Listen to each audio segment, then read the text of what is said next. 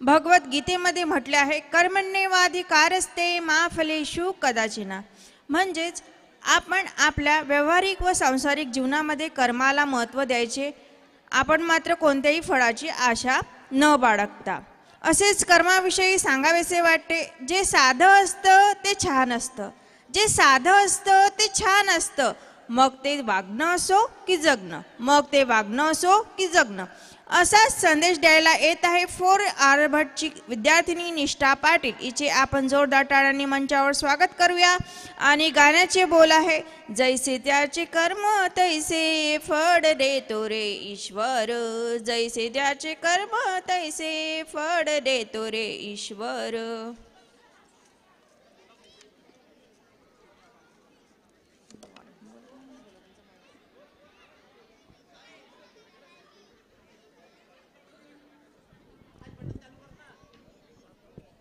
कर्माविषयी अजून काय सांगावेसे वाटते. कर्म म्हणजे भगवद्गीतेने सांगितलेले आपले कर्मण्येवाधिकारस्ते मा फलेषु कदाचिना. म्हणजेच आपण आपल्या व्यावहारिक व सांसारिक जीवनामध्ये कर्माला महत्त्व द्यायचे, आपण मात्र कोणत्याही फळाची आशा न बाळगता. परंतु जर आपण चांगले कर्म केले तर आपल्याला चांगले फळ मिळेल व वाईट कर्म केले तर वाईटच फळ मिळेल. या कर्माचे फळ आपल्याला इथेच आणि आपल्या जीवनामध्ये आपल्याला मिळत असते. आता सुरू करूया आपला हॅलो.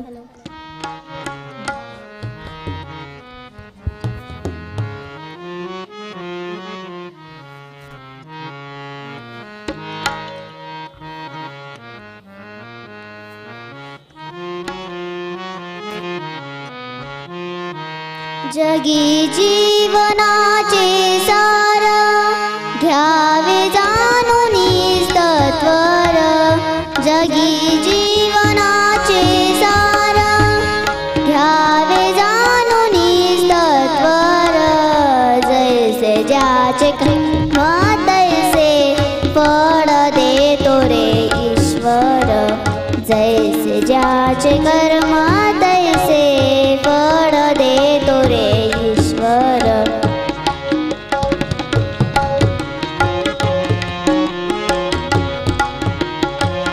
क्षणिक सुखासाठी अपुल्या कुणी होतो नीती भ्रष्ट, कुणी त्यागी जीवन फुले दुःख जगी करण्या नष्ट.